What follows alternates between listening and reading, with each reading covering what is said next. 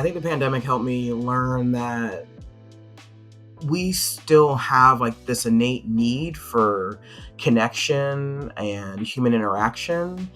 And the pandemic made me realize just how important that was and how to find like alternative ways of getting that when you literally can't see the people that you love and care about in person because it might kill them. So it changed my idea of what togetherness could be and to value that. So it means that if it's a phone call, if it's a text, if it's Zoom, if it's seeing each other out in public, like from distance apart, it's valuing all those connections even more because you just don't know when they might be taken away from you. And that was like the first time I think that a lot of us had felt that way of like, wow, we can't go outside. We can't do the things that we normally used to do. Our entire routines have changed. I need support. And so it made me realize even more how much community means, how much the community can step up and support each other. There were so many mutual aid efforts and whatnot, specifically in our community, to try and help folks who couldn't work in the whole nine. So it gave me an idea of like what is possible for the community to come together about. Ooh, specifically because of the jobs I was in during the pandemic, I worked for LGBT centers, specifically in Raleigh and Durham. We were struggling with how to still connect with our community and let them know that like we're here, we're still supportive. What do you need? And also realizing that the resources that we used to give out just weren't the same anymore. And so it meant that we had to stay on our toes and our P's and Q's to stay up to date about what was available for the community and to be able to share that stuff with the community.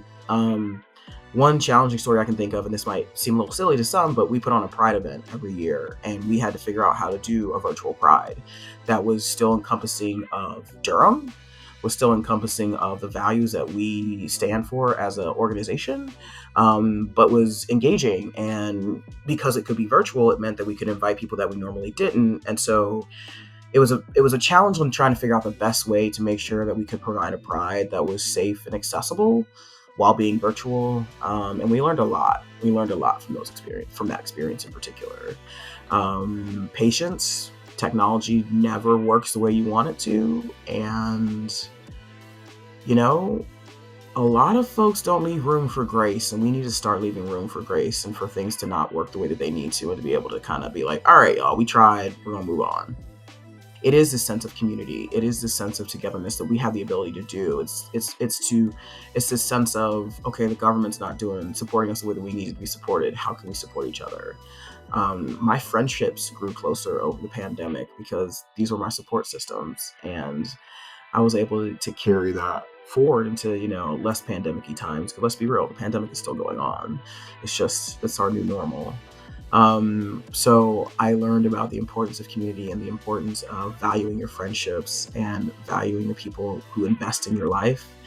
And I really leaned into that, and I have even closer relationships and friendships now than I did prior to the pandemic because these people, like, we stepped up for each other. I also learned how important it is to not rely on like the government to give you what you need, which might be a negative, but not quite. It just makes you think a little bit more and think outside the box about how to like get your needs met sometimes when the government can't meet them.